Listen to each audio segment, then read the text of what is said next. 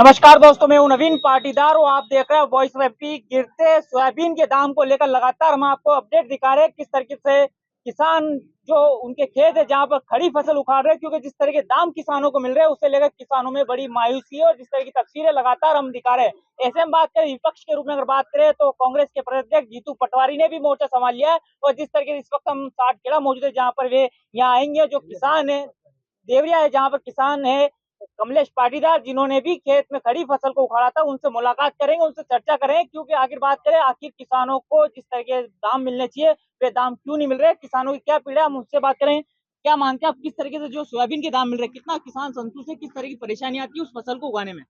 बिल्कुल 100% असंतुष्ट है किसान। अगर सोयाबीन का भाव यही रहे तो सोयाबीन अगले साल कोई भी नहीं बोएगा। बिल्कुल बंद कर देंगे सोयाबीन। अन्य फसल जो अच्छी पैदा देगा वो फसल बोएंगे। बाकी 2-3 साल से बिल्कुल परेशान है किसान। इस भाव में सोयाबीन उगाना उचित नहीं हम लोगों। कितनी लागत बैठती है, कितनी परेशानी आती है उस फसल को मंडी तक पहुंचाने में, कितना खर्चा बैठता है, किस तरीके से दाम मिल रहे हैं जो अभी, क्या वो सही में किसानों को पूर्ण खाते हैं या नहीं खाते हैं? नहीं खाते, किसी भाव में नहीं खाते। 25 सारी का बीघा है हमारे यहाँ, 12 से 12,500 रुपये खर्च आ रहा है। 12,000 रुपये मिल रहे हैं हमको। 2.5 से 3 कुंटल अगले साल पैदा हुई थी, किसी भी किसान को पूछ लो आप। गिन लो आप, 4,000 नहीं 3,800। नहीं हुई। हम्म, अच्छा काश्तकार था ना, उसके 3 बीघा 3 कुंटल हुई थी अगले साल। हम्म। तो अभी देख लो, ये 38 से 4,000 मिलेगा तो कितना घाटा हो रहा है। पुरानी सोयाबीन पड़ी 2-2 साल की, लोगों ने बेची नहीं। इसलिए नहीं बेची कि उसको कुछ भी नहीं मिल रहा ना। 2 साल में भी भाव नहीं बढ़े तो पड़ी है, तो पड़ी है, अब बेचना पड़ेगा मजबूरन उसको। कहाँ तक रोकेंगे?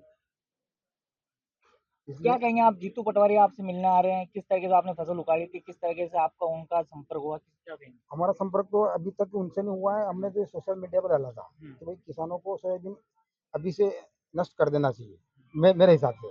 क्योंकि इसमें लागत मूल्य भी नहीं निकलेगा तो फिर इसको अगली फसल की तैयारी करेंगे।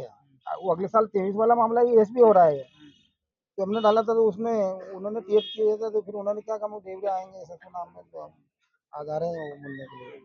किसान कांग्रेस न्याय यात्रा निकाल रही है किसानों को लेकर, क्या कहेंगे, क्या बिल- किसानों के पक्ष में सही से बिल्कुल, मजबूती से आवाज उठा रही है? बिल्कुल मजबूत से आवाज उठा रही है। किसानों के लिए अच्छा काम कर रही है कांग्रेस। बाकी बीजेपी वालों में आज तक किसानों के प्रति कोई रुझान नहीं है। आप ये भी मानते हैं जब किसान की उपज जब खेत में रहती है तो दाम आसमान में रहते हैं और जब वो मंडी पहुंचती है वो उपज तो दाम धड़ाम से नीचे गिर जाते हैं, तो क्या मानते हैं कि इसमें कुछ ना कुछ बीच में बिचौलिए हैं जो किसानों को नुकसान पहुंचाते हैं? मानते हैं ना, जिस सीजन में नया सोयाबीन आया कुछ भी भाव ले लेंगे, थोड़ा अलग गिलत आएगा, किसान तो ले जाएंगे पैसे दिएगा तो 2,000 भी बिक जाएगा, 2,500 भी बिक जाएगा, 3,000 भी बिक जाएगा, 2,000 बिक जाए तो क्या मिलेगा बताओ। आला कितना ही होता है, 5-5% आला रहते हैं, गिले रहते हैं। 2,000 से बोले अभी भी बिक गया, एक दिन 3,000 बिक गया। 3,000 में क्या मिलेगा? दूसरी एक और बात, जिस तरीके से अगर बात करें तो एक व्यापारी अगर लहसुन या सोयाबीन की खेती उसकी व्यापार करता है तो वो करोड़ों रुपए का आसामी बन जाता है, लेकिन किसान जो सालों से अन्नदाता है जो खेती करते आ रहा है लेकिन उसकी आय दोगुनी होने की बात सरकार कह रही है लेकिन आय बढ़ नहीं रही है, तो क्या मानते हैं जिस तरीके से लगातार किसानों को बड़ी परेशानी होती है खेती करने में? बिल्कुल परेशानी होती है, व्यापारी को भी परेशानी है मेरे हिसाब से। व्यापारी भी बहुत सारी बात होती है ना, वो भी कहते तेल बाहर से मंगा लिया। कितने करोड़ों रुपए का कारोबार लगा रखा है अपने मध्य प्रदेश में तेल के लिए निकालने का। सब प्रभावित है, सब बेटे करोड़ों रुपए की प्रभावित हो रही है। अच्छे से बड़े व्यापारी से मेरी बात होती है कि सरकार के प्रति इसको कोई ध्यान नहीं है। बाहर से तेल मंगाने का क्या काम है? अपने यहाँ बहुत शुद्ध तेल है मध्य प्रदेश में, भारत में अच्छा तेल है। ये तेल को इसको निकालने का ये नहीं हो रहा है, पूरी नहीं खा रहा है इनको।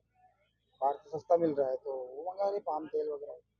तो सुना आपने, ये थे कमलेश पाटीदारी जिनसे हमने बात की किस तरीके से इन्होंने भी जो अपने खेत में खड़ी फसल सोयाबीन फसल को अखवा दिया था, उखाड़ दिया था, जिस तरह लगातार जिस तरह जो दाम मिल रहे हैं किसानों में बड़ी मायूसी है और हम भी किसानों के दर्द को बताने की कोशिश कर रहे हैं और सरकार तक पहुंचाने की कोशिश कर रहे हैं कि आखिर किसानों को जो दाम मिल रहे हैं वो पूर्ण नहीं खा रहे, और जिस तरीके से समर्थन मूल्य की बात की जा रही है वो किसानों के पक्ष में होनी चाहिए, और जिस तरीके से आने जाने का जो भाड़ा है, जिस तरह किसान चाहता है कि 6 से 7 हजार रुपए मंडी में उसकी फसल की बोली लगनी चाहिए, सोयाबीन की फसल की बोली लगनी चाहिए, अन्य फसलों की जो बोली है वो ऊपर बढ़ के लगे ताकि किसानों को कम से कम जो फसल उगाता है उसका हेल्प तो मिल पाए।